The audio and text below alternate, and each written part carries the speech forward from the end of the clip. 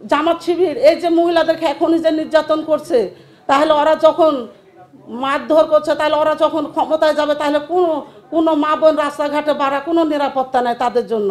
ওখানে নাজমুল বলে এক ছেলে ছিল, দুইজন বলছে যে আপা আমাদের জন্য ভোট করেন। তো আমি বলছি কিসের ভোট করবো আপনাদের জন্য? তো বলছে জামাতের।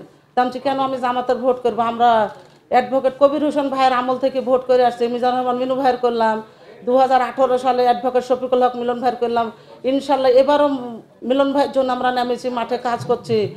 আর জামাতে ভোট করবো কেন? তো সে টাকা লাগলেও দিব। দিয়ে এরকম কথা বলতে দিয়ে বিএমপিকে সবকে গালাগালি দিল নুরুল। দেওয়ার পরে আমি বলছি বিএমপিকে গালাগালি দিচ্ছেন কেন? এরকম করে অনেক কথা তর্কাতর্কি হতে যায়।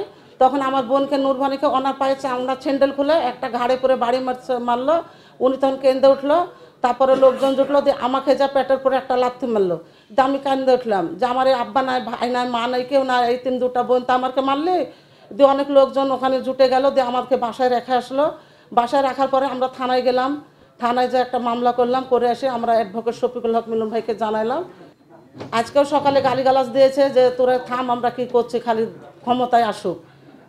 দিয়ে আমরা ধরেন অনেক গালাগালি শুনে তাও আজকে আর জব ছল দিনে আমরা বারা এখানে চলে আসছি সম্মেলনে। নুরুল যে আমাকে মারেছে, উনি ধরেন 1 নম্বর ওয়ার্ড ওর বাসা, আমার হরিয়ানা ইউনিয়ন, আমার বাসা হচ্ছে 5 নম্বর ওয়ার্ড। নুরুল হচ্ছে কসফারের জামাত শিবিরের আসামি। তো আমরা চাই যে আমাদেরকে যেরকম দশকের মধ্যে আমাকে মা বোন আমাকে যেরকম হতমান করেছে, আমি বিএনপির সকল আমাদের যে বড় নেতা আছে ঢাকা কেন্দ্র পর্যন্ত, বা এখানে যে সাংবাদিক ভাইরা আছে, সবাইকে আমি বলতে চাই যে আমার এই 2 এতিম বোনকে যে এরকম অপমান করেছে, এই নুরুলকে কাঠগড়ায় তুলে ওকে যেন এরকম দশকে যেন দেখে, তাহলে আমরা মনে একটা আশা পাবো যে হ্যাঁ নুরুলের উচিত বিচারটা আমরা দেখলাম চোখে।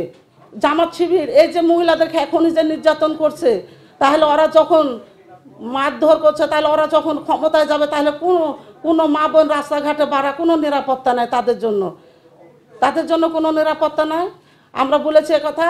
তা আমরা সাংবাদিক ভাইকে বলছি আপনারা একটু আমাদের এই কেন্দ্রের নেতা পর্যন্ত আপনারা একটু আমাদের এই সম্মেলনটা দিবেন, যে আমরা এই বিএনপির জন্য এই ভোট করতে যাই। অ্যাডভোকেট কবির ভাইয়ের আমলেও আমার আব্বাকে মারেছিল এই আওয়ামী লীগের লোকেরা। আর এই 2025 সালে আমরা দুটা বোনই মার খেলাম জামাত শিবিরের এই আসামির হাতে। গত 11 তারিখ সন্ধ্যার পর তার বাড়ির কাছে, সে যখন বাড়ির কাছে আসে তখন তাকে এখানে ওনারই মুখটা শুনবেন যে জামাত ইসলামী বাংলাদেশের কোনো এক নেতা কর্মী তাকে জিজ্ঞাসাবাদ শুরু করে কোথা থেকে আসছে। তো সে পর্যায়ক্রমে বলেছে এবং পরবর্তীতে তাকে অ্যাসল্ট করা হয়েছে।